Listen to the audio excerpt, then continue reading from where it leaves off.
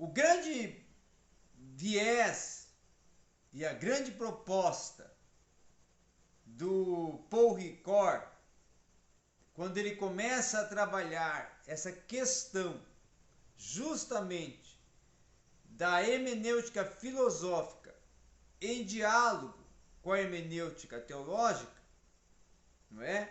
Que está aí no capítulo 3º, é colocar, enfatizar e ressaltar que a hermenêutica filosófica que ele propõe, ou os pressupostos da hermenêutica filosófica de Paul Ricoeur, não são para desconstruir a hermenêutica sacra. Paul Ricoeur, ao contrário de Heidegger, de Hegel e de Bultmann, ele vai dizer que a hermenêutica filosófica não pode abstrair o texto do corpus scriptus, do cânon. Ela não tem esse poder, segundo Paul Ricoeur. Para Paul Ricoeur, a hermenêutica sacra, ela é distinta e não pode ser inutilizado o texto sagrado ou até aferido como uma ficção ou como um mito. Por quê? Porque ele tem um sentido diferente, distinto. Ele é sacro, ele não é filosófico. Então essa proposta de Paul Ricoeur é uma proposta que indica que ele, Paul Ricoeur, tem uma visão de mundo sacro, de mundo cristocêntrico e de cânon com maior responsabilidade do que os outros, que vão olhar só com o sentido de uma análise filosófica, vão empreender só pressupostos filosóficos para a interpretação. Já Paul Ricoeur diz o seguinte: o querigma e a hermeneia andam juntos. O que é a hermeneia? A interpretação. Então ele diz, o que é o querigma? O discurso. Então ele diz, não tem como separar discurso e hermenêutica ou hermeneia dentro do contexto da teologia sacra, porque os dois andam juntos. Então esse é um diferencial da proposta de hermenêutica sacra defendida por Paul Ricoeur. Outro fato que eu considero importante em Paul Ricoeur é que ele também propõe, em alguns momentos, uma oportunidade de pensarmos e refletirmos que justamente a hermenêutica sacra, ela nos possibilita, ela nos concede uma oportunidade diferente da filosófica de tratar com assuntos que possuem um viés totalmente, vamos dizer assim, não místico, como os filósofos consideram, mas sim sacro, sagrado, que ele tem o sentido de inspiração, que ele tem o sentido de uma proposta que vai trazer um transcender. Então eu não posso pensar que ao estar interpretando um texto sagrado, eu vou só olhar com um olhar crítico, uma abordagem histórico-crítica, que é uma abordagem que desconstrói o texto, ou que coloca o texto em dúvida. Mas eu vou olhar para o texto como considerando o texto como um fato sagrado, e como fato sagrado ele não pode ser colocado em dúvida.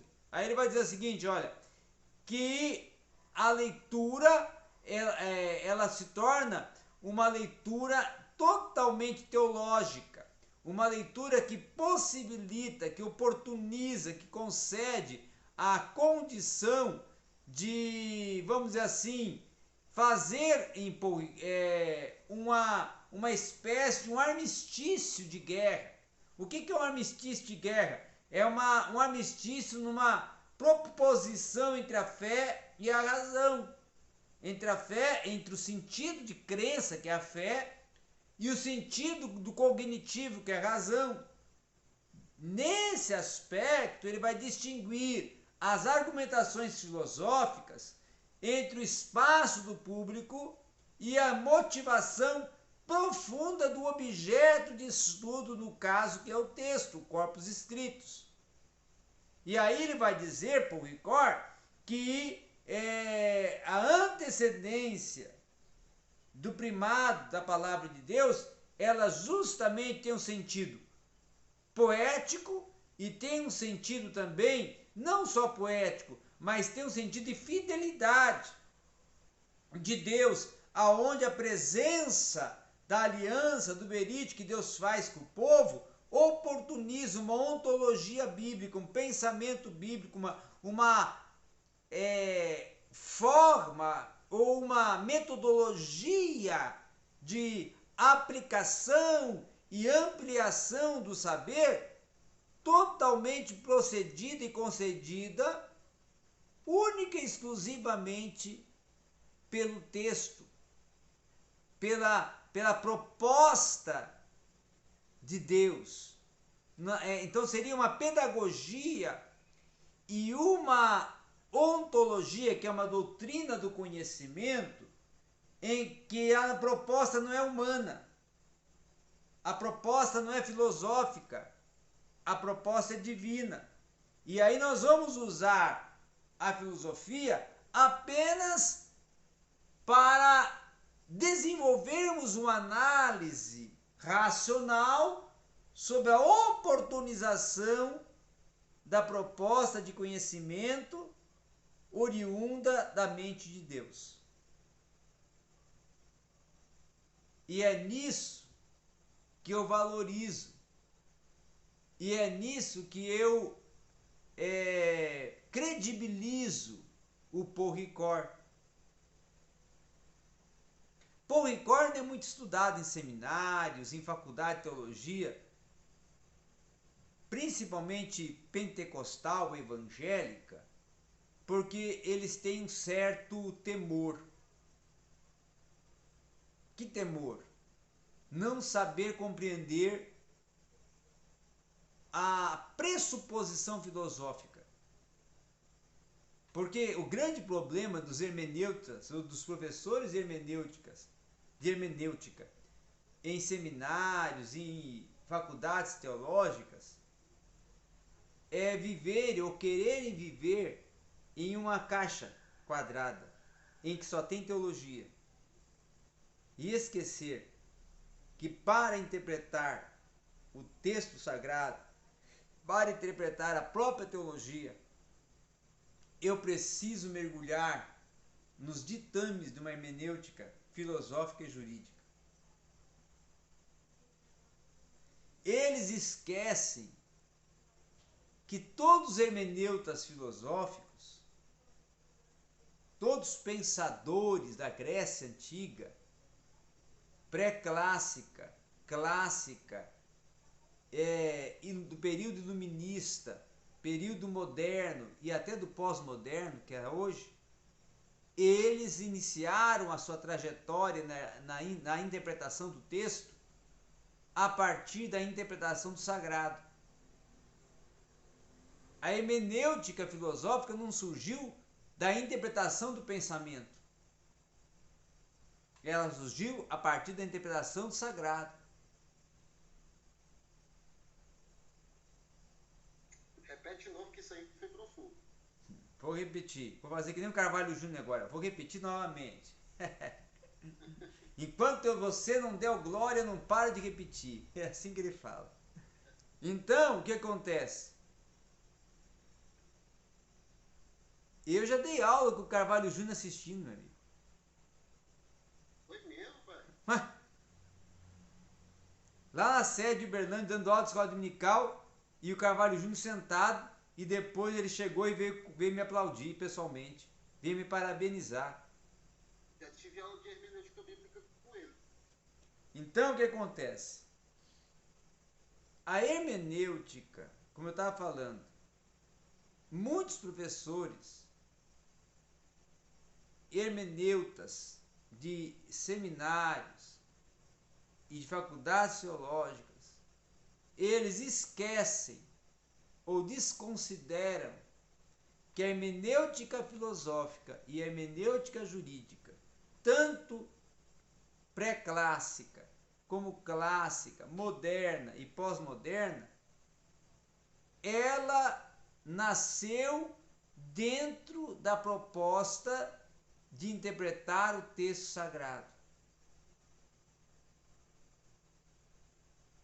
Desde lá, de Schellenmacher, interpretar o texto sagrado, Tindley, interpretar o texto sagrado, Hegel, interpretar o texto sagrado, Heidegger, interpretar o universo religioso. O Heidegger vai dizer que é o universo religioso. Aí, Ricord, Gadamer, que são os pós-modernos, Ricord moderno, Gadamer pós-moderno, vão beber nessa fonte e continuar defendendo essa posição. Gadamer pós-moderno, estudado hoje nas faculdades de Direito, nas faculdades de Filosofia, ele vai dizer o seguinte, que toda pré-compreensão ela nasce de um preconceito. E todo preconceito, ele já vem de um conceito que foi formado. E esse conceito que foi formado, ele nasce de dois ambientes. As realidades culturais e ambientais que você está inserido e o sagrado. Por que ele defende que o sagrado? Porque o sagrado é a história. O sagrado é a fonte da existência. Então, o existencialismo gandameriano, ele é um existencialismo teontológico. Mas para trabalhar nesses assuntos, e é isso que eu quero levar você a criar essa mente, e eu parabenizo porque você está criando ela, tem que sair da caixinha quadrada, tem que quebrar paradigma. O problema, sabe o que acontece? É que a pessoa fica assim, eu sou pentecostal, faço teologia, só tenho que estudar teologia arminiana ou pentecostal e todas as outras teologias é do diabo. Se eu me aprofundar em qualquer área do saber que não seja essa, a razão, a letra vai me matar. Aí ele não permite aprender um Paul Tillich, ele não permite aprender um Bultmann, ele não permite aprender obras de filosofia, estudar elas, de ler e confrontar textos que são contrários à sua posição. Por quê? Porque ele vive com aquela visão. Só tenho esse modus operandi. Só esse modus operandi que me interessa. E por isso que nunca sai do lugar. Por que eu consigo sair do lugar? Por que eu consigo dialogar? Por que eu consigo me desenvolver? Porque eu preparei a minha mente para ter todo tipo de biografia e bibliografia e estudar ela e a partir dela desenvolver a minha posição. Mas isso vem com o tempo. Então, estudar Paul Ricoeur é importante, sim. Estudar Paul Ricoeur é significativo, sim. E Paul Ricoeur não descredibiliza o cânon. Ele pode ter uma percepção racional, filosófica, que aí o hermenêuta evangélico fica todo em pânico. Mas na verdade, a proposta dele é uma proposta que me faz refletir, ampliar a minha percepção, o meu olhar, a minha cosmovisão empreendida para o texto sagrado.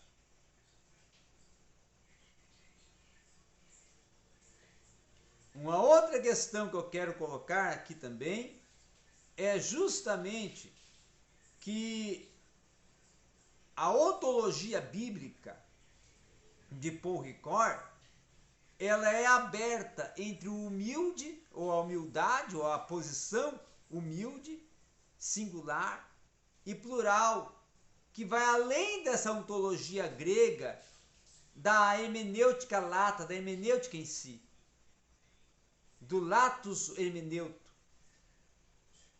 Então pode-se colocar, por conseguinte, estabelecer que a atenção privilegiada dada aos textos sagrados, ela vai restringir o horizonte de uma hermenêutica geral. Por quê?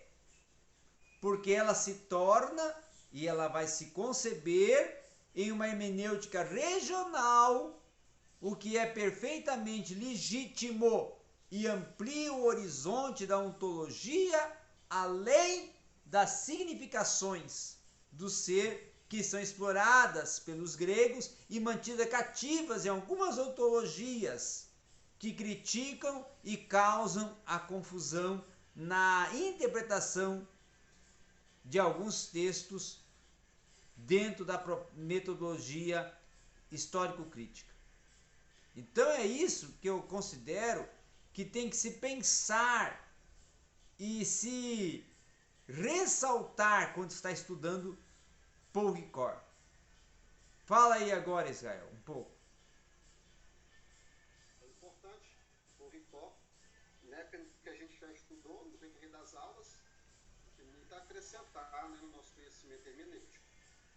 Eu achei interessante que eu fui dar de Paul Ricoeur, até anotei aqui, de não confundir o nome de Deus com o segredo, que é na exegese de Êxodo 3:14. Mesmo se admite que a leitura antológica é uma das figuras da história da interpretação deles. Então já parte daí do princípio que o senhor falou, da ontologia de Paul Ricoeur, né? Sobre o texto bíblico, sobre a maneira de se interpretá-lo. É a hermenêutica que vai interpretar o texto. É profundo demais a gente estudar sobre a hermenêutica filosófica e a hermenêutica bíblica de Paul Ricoeur, né? Top. Que instiga a gente a estudar sobre a hermenêutica filosófica. Top demais. Essa ontologia, não confundir o nome de Deus, sobre respeitar os padrões, respeitar o canon, né? Isso é interessante demais. Demais. E a outra questão que eu considero também significativa e importante é que Paul Ricoeur, ele vai me possibilitar eu pensar que há uma equivalência filosófica justamente dentro do querigma da esperança. Porque ele vai pensar e vai defender que existe um discurso homólogo, tá? Na dialética que é não fechada de Kant. Porque para Kant a esperança, e quando falo Kant, falo de Immanuel Kant, a esperança não se deixa englobar pela dialética do conhecimento absoluto. Então, perante o mal radical que afeta a nossa liberdade, nós somos chamados a postular a regeneração dessa última. Então, corrigir nossas máximas, ou nossos pensamentos, nossas percepções, perspectivas, elas devem partir de um princípio da liberdade real do homem, que só pode surgir a partir da esperança para o além. Essa esperança do transcender, essa esperança do mundo futuro, né? Que ela tem tanto sentido especulativo como sentido prático. Ela tanto olha ao futuro como ela olha o hoje para corresponder ao futuro.